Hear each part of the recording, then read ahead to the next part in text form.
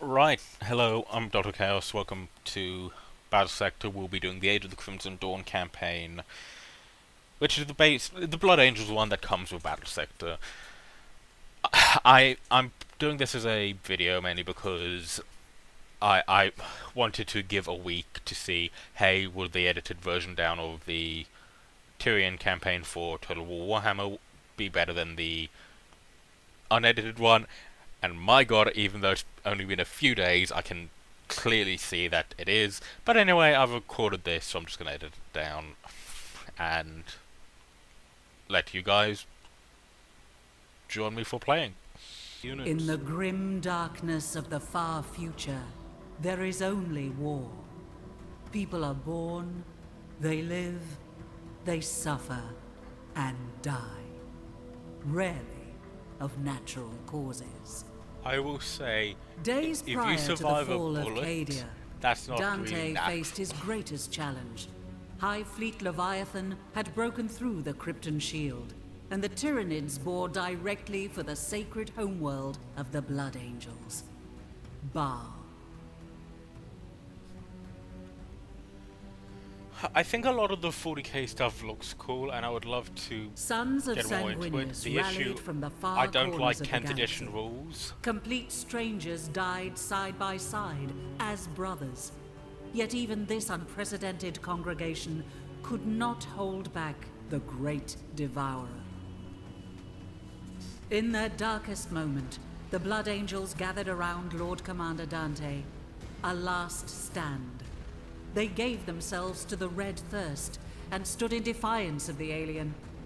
Not for survival, for the chapter was doomed, but for the honor of their sire, the great Angel Sanguinius.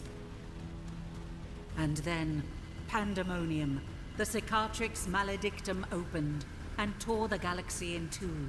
Time stretched, contorted.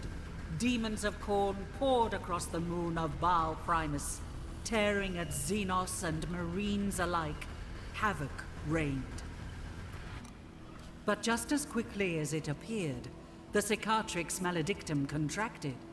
It took with it both the demons and vast swathes of High Fleet Leviathan. In their place, the Indomitus Crusade appeared, helmed by the avenging sun himself, Primarch Rabute Gilliman.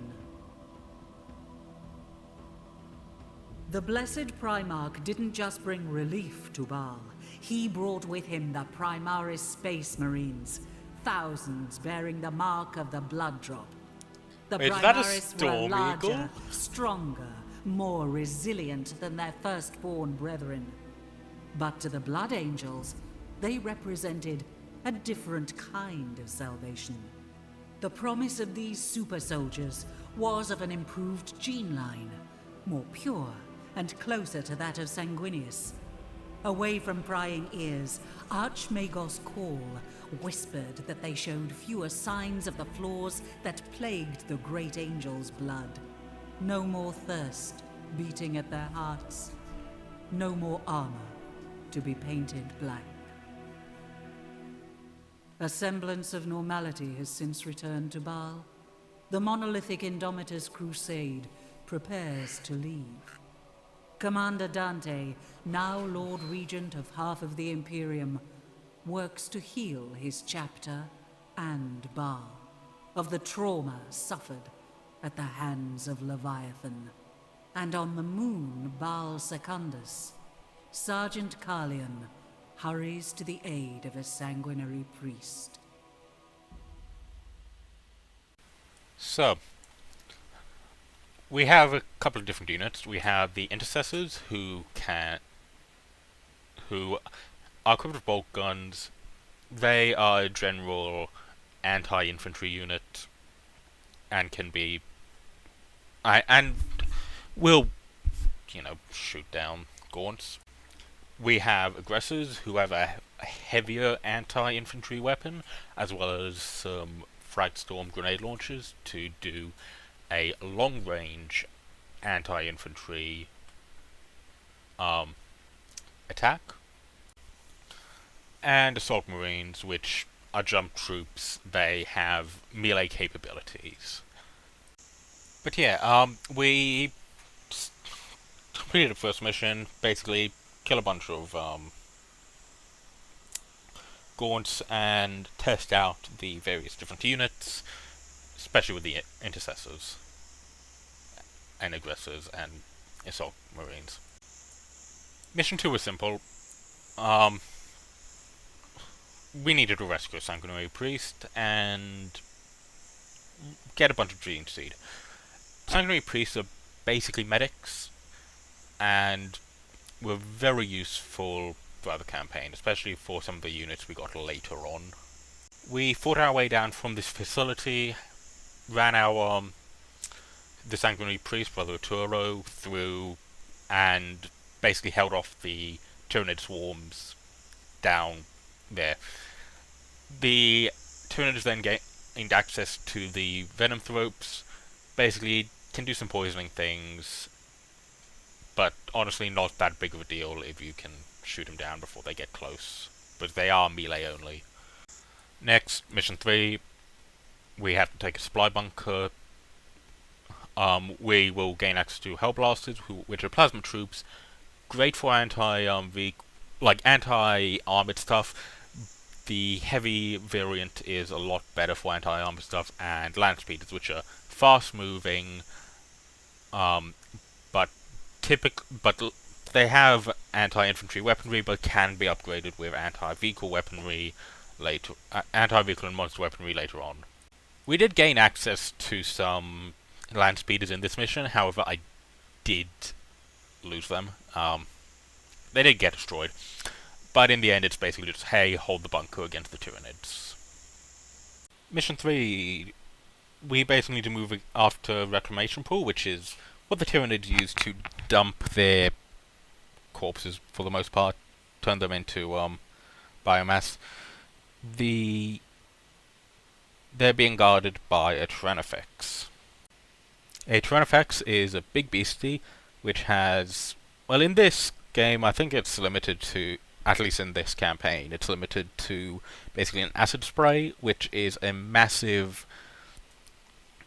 biological weapon which can attack multiple units at once and does quite a bit of damage against lots of units in an enemy force. Following on from that, we are then going into the mountains, which Mountain Legend is the Heaven Wall, where there is a Promethean refinery. Here there is a Dreadnought and a Tech Marine, which we will gain access to, and they will be with us for the rest of the campaign. Dreadnoughts, basically, they're tough, basically metal box, which can be used to, which are capable of both melee and ranged, while Tech Marines basically repair vehicles and sometimes build stuff. We are also forced to split our forces. Well, we aren't forced to. I sent some to go deal with the Prometheum refinery, which we need to turn off, while others I am sending to go reinforce the Brother Quindar and Krogenax, the Dreadnought and Tech Marine.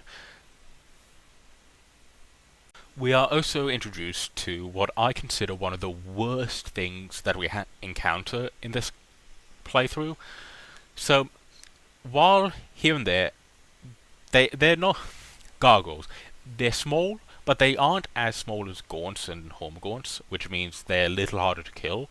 And while they don't do much damage, they can poison your forces, which means they will be taking a little bit of damage over time, which I did not enjoy at all, because they were really annoying to deal with. The next mission was simple. Basically, we had to bring Quindar up to an astropathic relay and just kind of hold the point, so that he could find more Tyranid locations. Quindar is a Librarian Dreadnought, which I'm pretty sure the Blood Angels are the only chapter who use Librarian Dreadnoughts. But, yeah. Ultimately, held the point. There was also a bunch of rad zones, which basically meant if you were within that zone, you took a little bit more damage. but it wasn't too big of a deal to deal with. We also did start dealing with Tyranid warriors, basically slightly bigger bugs, roughly the size of like Astartes. A little bit of melee, a little bit of ranged. I forgot to zoom in on them, so I just found quickly found an image to show you. Next is the place of challenge. This mission was interesting. So it introduced the Exocrine. Basically, it's a big artillery bug with an artillery piece built into the back of it. It can. So it was interesting. So sometimes it fired a high shot hit, like high damage single shot, which would only target a single unit, like model in a unit, which would be more useful against artillery, dreadnought, like vehicles, dreadnoughts, whatever. Sometimes it would fire a shot which would, like a splash damage shot across all the enemy unit, like all the units in a, like models in a unit, which really did some damage against my forces. But we gained access to Inceptors. Inceptors are Primaris jump troops. They are highly anti-infantry with two auto bolt rifles that they can just jump in and obliterate lighter targets with. Now we had the Mortis Rad Zone. Basically, I feel like this was a kind of a filler mission. It was vast open plain filled with rad pockets. We had to go get basically a special staff, which meant to help minimize the red thirst that the Blood Angels are affected by. They did basically, yeah, go through. We did also. It does also unlock the Invictor Warsuit and the Bile Predator. The we did use the Invictor Warsuit eventually. It got a few missions in before it was destroyed, and I never really got around to getting another one. It took me way too long to actually get the Bile Predator, though, which I did regret, because the Bile Predator actually turned out to be very good, and it just obliterated light infantry as well as some of the heavier monsters. It did do quite a bit of damage against. The next mission, we were retrieving the staff that we weren't able to get last mission. They did also introduce the Trigon. Basically, a big beastie. It burrows through the ground, can pop up and just kind of attack anywhere. As you can see here, the animations were a little bit buggy, but it did do some damage to us. The next mission, we did meet up with some Sisters of Battle. We did get some Sisters of Battle throughout the campaign. Basically, overall they were kind of weaker than Intercessors. But I did keep some around. In the following mission, we then met up with some more sisters, including Sister Verity, who is the Sister Superior in charge of all the sisters. She's also one of the kind of major characters for this campaign. We couldn't save the Crash Storm Raven, though, which was the first submission we didn't complete this campaign. Next were the Gates of Karamendra. Basically, this started a series of missions where we had to go through a forge complex. This first mission, we had to open the gates. So basically, we fought up to the walls, and I would have held on for a little longer, but then, because there were Exocrines up there, we had to jump troops up there. But ultimately it wasn't too bad. Didn't take too many losses. Carleon, who I think at this point became a lieutenant, if not it was within a few missions, and eventually we did get up the Inceptors to assist with some of the lighter stuff, because Carlion's really good at targeting like big monsters and single entities, but he's not as good against swarms. Then we fought into the Karamendra. I It was filled with gene stealers, and there was a broodlord.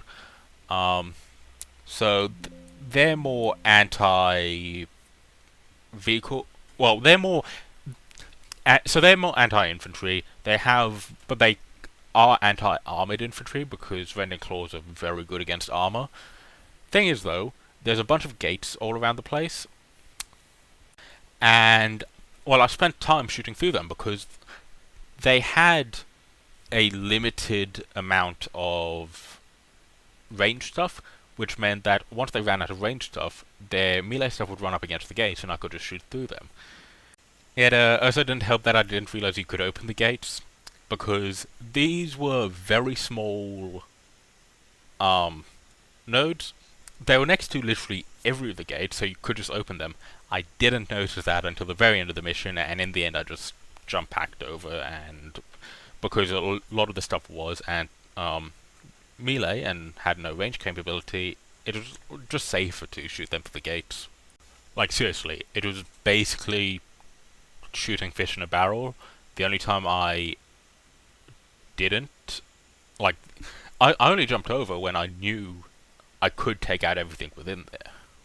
Next was the Salt Exchange. For this mission I did unlock the Librarian. I'm gonna tell you now, I literally never used it. In the end, I just never just wanted to. But this mission did introduce the Tervagon. Basically, this kind of quote-unquote mama bear, it births gaunts, both Hormagaunts and Termagaunts. I couldn't really tell what the trigger was for it. It just seemed to randomly occasionally do it. But basically, big bug.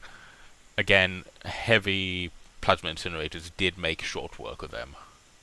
Following on from the Salt Exchange, we did move against Adrian's Fall, which it's meant to be where Sanguinius fell, 10,000 years ago. But yeah, we had a bunch of extra Sisters forces. None of them survived this. I lost the entire Sisters garrison up near the statue. We did also get Seraphim. Basically, these are the Sisters jump pack troops. Technically, there are two types of the Seraphim, and then there's the Seraphim. Seraphim are twin bolt-like pistols. I apart from this mission, I literally never used them. It's a bit of a shame. I could have upgraded their pistols if I did use them after this mission to flamers or melters, but in the end, I never did. So then next was up on it is on a mountain. Can't remember the exact name of it off the top of my head, but it's basically something where those who wanted to become Space Marines, they would basically jump off it, and if they survived, well, they were a lot closer to becoming Space Marines. The big threat in this one was the Harpy. In game, the Harpy kind of worked as the equivalent to the Storm Raven, basically something you could call it. The Tyranids called in, like the Space Marines called in the Storm Raven, to basically do bombing runs and similar against enemy forces. It did harass us all the way up to the mountain, but we did slaughter them all. I realize I did somewhere miss a mission, which basically it did just slaughter Tyranids in a canyon, and it introduced us to the Death Company.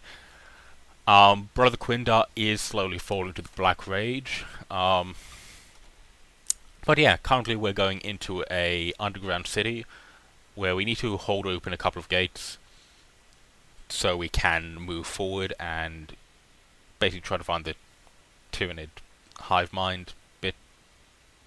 But yeah, pushing forward, Quindar did fall to the Black Rage. He basically then ran forward and got killed by the Hive Tyrant. And this mission was basically just defend his sarcophagus. Try to defend what was left of him, basically so the Tyranids didn't really desecrate it. This was also, like, in the end, just kind of sat around it and held the position. The bar predators, very useful here, because they kept sending in, like, waves of smaller bugs. So we just kind of held the point. And then the final mission of the campaign, basically kill the Hive Tyrant and all its guards and the Tyranids in the area. This actually took me 2 attempts, but the first time I did lose Sister Verity. So anytime a hero goes down, they get back up, but if they go down a second time, you fail. And that's what happened. I did play a lot more carefully next round, but ultimately did pull out a victory. Yeah, Hive Tyrant's big winged beast. It did have some Hive Guard around. And then there's just the Hive Guard. But they did have a really good anti-vehicle gun, but it went down on the side that didn't have my vehicles. I did still lose a Bow Predator, but this final mission of campaign, so it didn't really matter. And honestly, I lost it because I did kind of use that Predator to soak up all the damage from everything. So I had a look. Have care, brothers. The other one The is core of their Half-Life. network is dead. Call your blood. The Sisters campaign's Save only her half this the length of victory. this one. I have to attend the Dreadnought. In Karia, will have my liver if we lose the machine spirit down here. Go, brother. Tend to his body. Brother Quindar's sacrifice should be venerated and recounted with pride within our chapter. I expect I will get to walk away just as easily, Lieutenant. Even after all that I have witnessed. You understand nothing of what you saw. At ease, brother. Sister Verity has a right to question. We wrestle with our curse every day. It is a testament to the sister's strength that she did not turn on us when faced with our chapter's darkest shadow. Answer me truthfully, Carlion. Did you know the Psycho was falling when you brought us here? Were it not for the Tyrant's talons, he may have jeopardized us all. Did you know? When I talk with Canoness Martilia, I will have to confess all to her. She will learn of your rogue librarian and the nice edge you made I us trust you will walk. tell her everything you need to, sister. The Emperor already judges our every decision. Should he find mine wanting, my life is his to spend. With time, the contradictions fade. Balfora continues to turn. Her people will slowly come back and begin to rebuild their lives. I am no longer needed here. My ghosts are at rest. There is already new work for us. The Primaris have proved the strength of their blood. Dante is eager to use them to cleanse the Red Scar.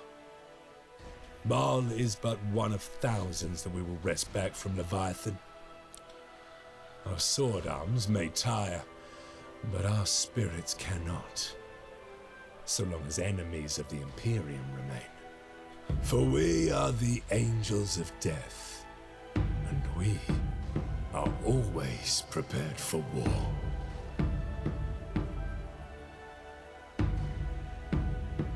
But yeah, again, this was recorded more as I want to see whether the edited down does like how well that does compared to the unedited down. Um, so I got the Battlesector recorded, and now I'm editing this down because I saw how well the edited down version, like, sure, relatively speaking, wasn't the best. Like, you could say could have been more, but honestly, it was still like a lot better overall. And honestly, if I keep putting out edited down versions of stuff, people will come and see. At some point, I will return for the Sisters of Battle campaign. That is like that is about half the length of this one, apparently. At least mission number wise. Anyway, see you next time. Like, subscribe, do YouTube stuff. Goodbye.